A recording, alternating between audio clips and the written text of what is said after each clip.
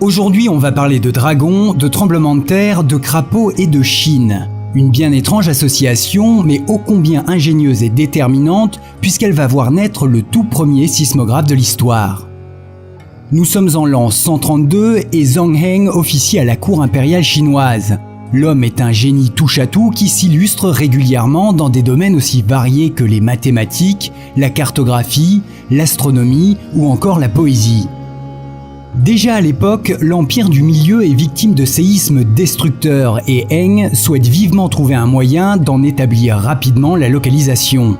De ces cogitations naît le Wufeng Didongyi, une ingénieuse invention permettant de détecter les tremblements de terre.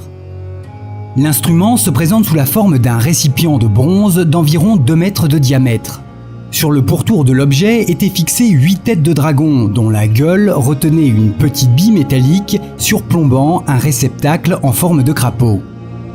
Lorsqu'une secousse se produisait, un pendule à l'intérieur de la machine oscillait, entraînant la libération de la bille retenue par la mâchoire du dragon dans l'axe de l'onde de choc. Cette dernière tombait alors bruyamment dans le crapaud en contrebas.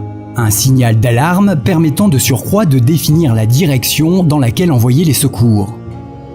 Malgré la réputation de Zhang Heng, beaucoup doutèrent de la fiabilité de son sismographe. Un beau jour pourtant, l'un des dragons lâcha sa bille indiquant une secousse dans la province de Gansu. Plutôt étrange puisque sur place, personne ne semblait avoir relevé quoi que ce soit. Pourtant, quelques jours plus tard, un messager surgit à la cour impériale pour annoncer qu'une catastrophe d'envergure venait de frapper exactement là où la machine de Heng l'avait prédit. Une véritable consécration pour l'inventeur. En 2005, des scientifiques chinois parvinrent à reconstituer le sismographe de Heng.